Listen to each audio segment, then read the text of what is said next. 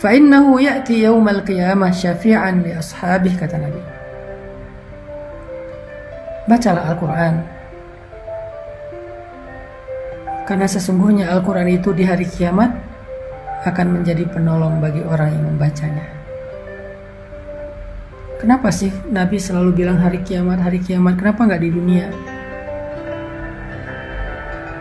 Karena kondisi di hari kiamat jauh lebih sulit daripada di dunia.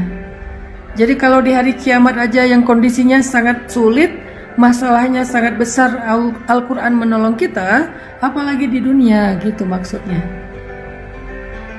Jangan sampai kita ngerasa kayak, kenapa sih obrolan hadis itu selalu urusannya akhirat, kiamat, padang mahsyar? Kenapa nggak dunia sih? Itu maksudnya. Kalau di akhirat saja yang lebih berat masalahnya, lebih banyak bebannya, lebih sulit keadaannya, Allah menolong kita, Rasul menolong kita, Al-Quran menolong kita, apalagi di dunia yang ecek-ecek, yang receh banget. Teman-teman tahu nggak?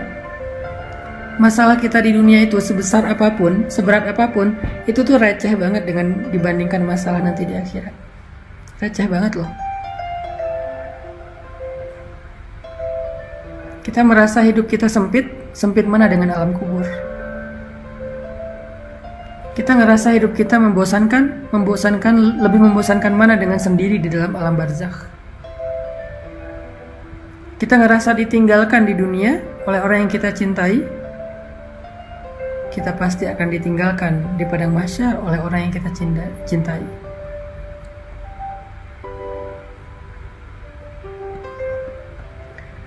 Yawma yafirrul mar'u min akhihi, yawma yafirrul mar'u min akhihi wa sahibatihi wa banihi, likulli imri'in minhum yawma idzin sya'nun yughnihi.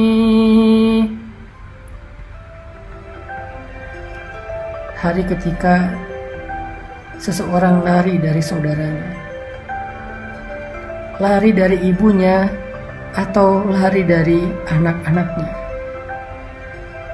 Setiap orang pada hari itu sibuk dengan urusannya sendiri-sendiri. Lebih berat mana?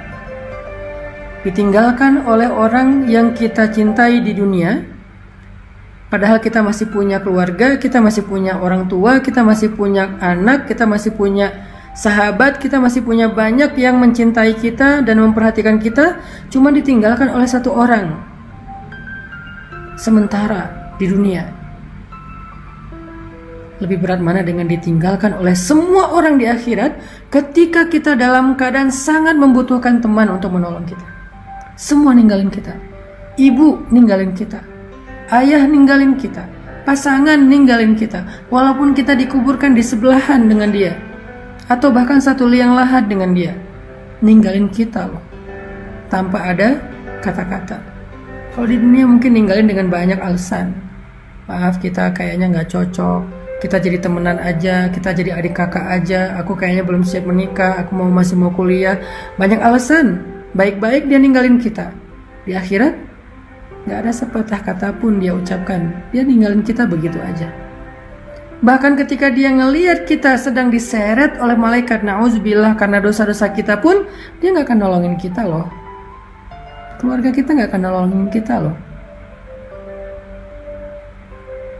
Kita disiksa, mereka gak akan nolongin kita di padang mahsyar. Terus gimana dengan cerita hadis bahwa orang soleh akan menolong sahabatnya di dunia? Itu nanti kalau udah lewat perhitungan hisab. Ada banyak fase kan akhirat itu. Ada fase kematian, ada fase alam barzakh, ada fase kiamat, ada fase berbangkit, ada fase mahsyar, ada fase hisab, ada fase syafaat, ada fase sirat, ada fase surga, ada fase neraka. Puncaknya fase memandang wajah Allah. Fase mana yang kita akan sendiri Pertama, fase kematian. Gak ada yang bisa menolong kita. Gak ada yang bisa menyembuhkan kita dari kematian. Kalla idza balagatit taraqi wa qila man raq wa qila man raq wa dhanna annahu al-firaq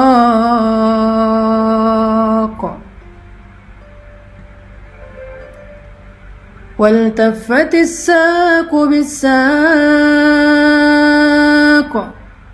إلى ربك يومئذ المساق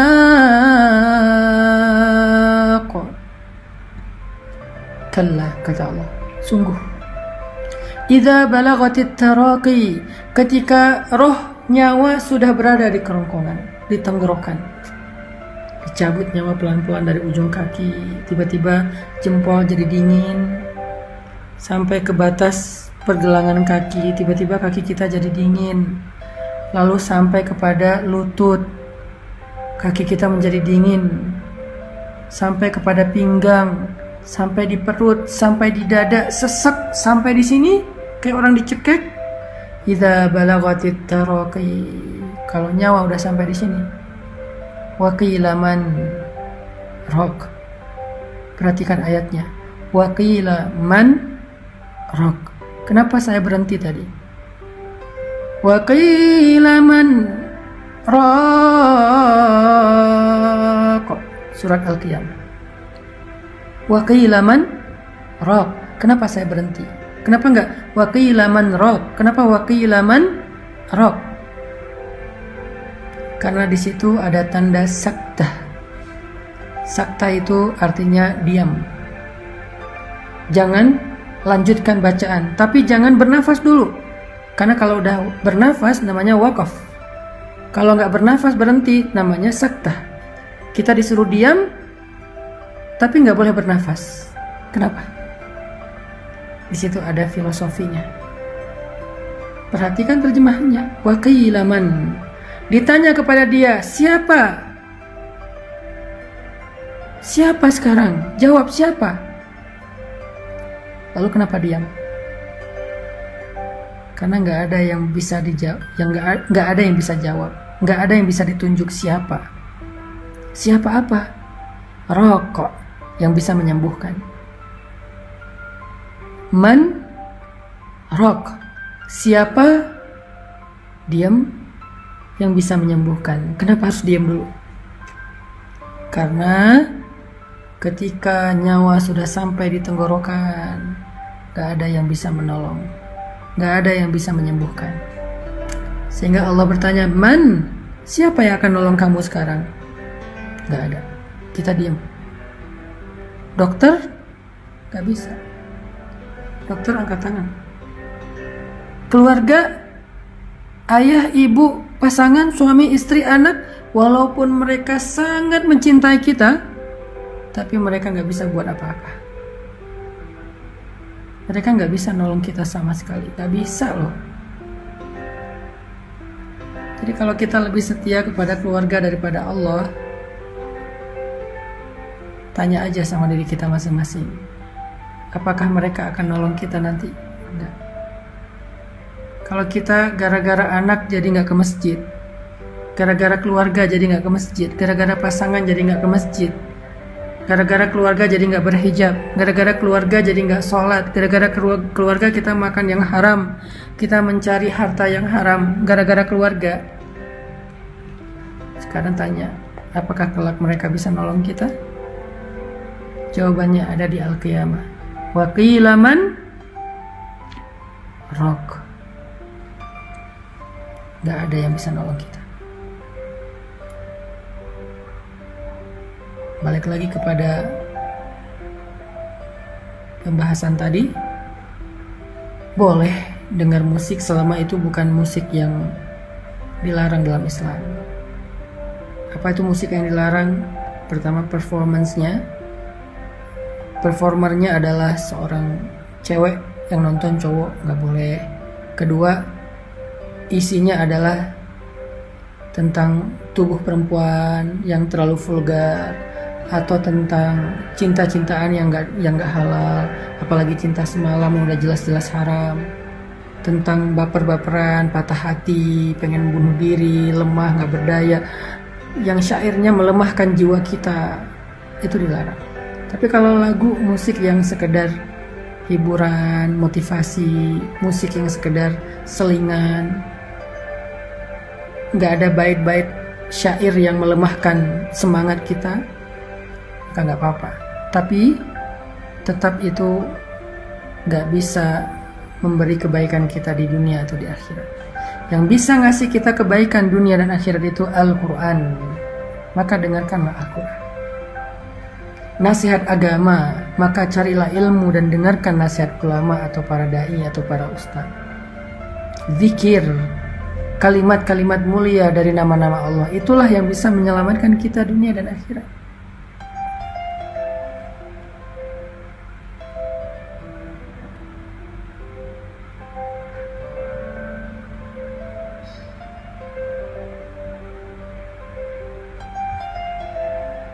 Jadi fase kematian, fase alam kubur, itu kita nggak ada yang nolong. Keluarga yang paling mencintai kita, yang tidur di atas makam kita karena nggak rela dengan kepergian kita, menangis habis-habisan seharian itu karena kehilangan kita,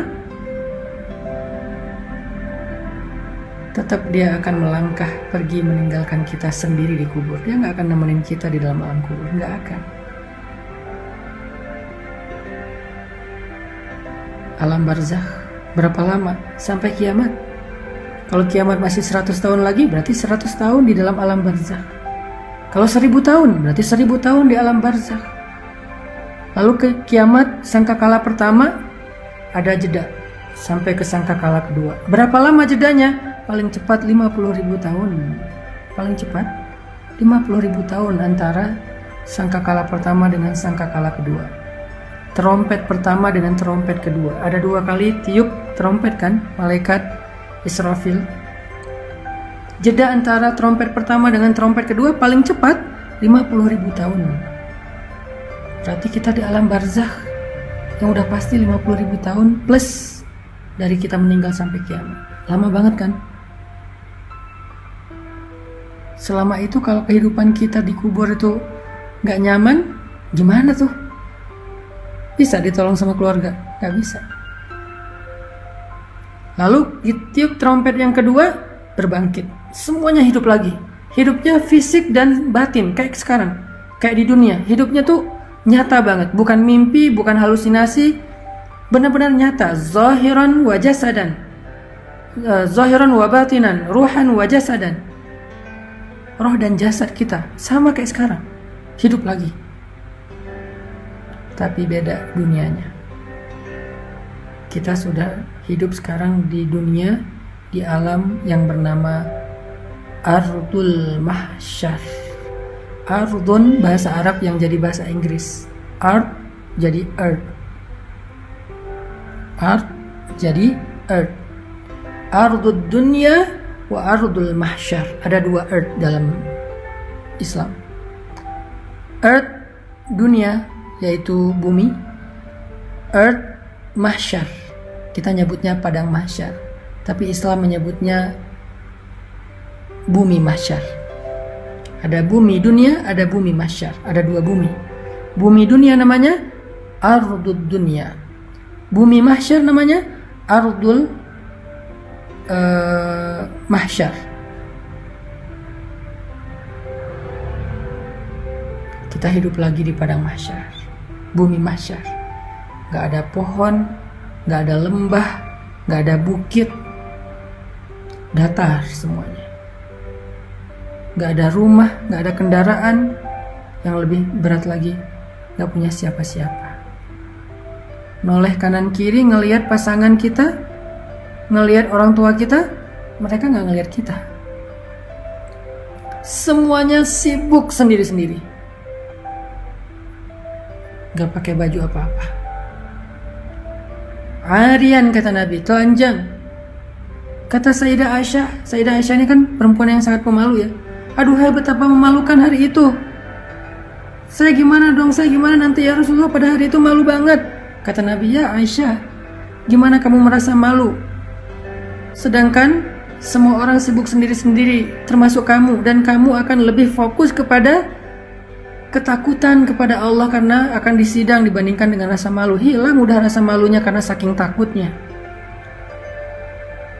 Gak ada rasa malu. Semalu apapun dia, sifat pemalunya besar banget, tetap aja rasa takutnya lebih besar sehingga mau menghilangkan rasa malu.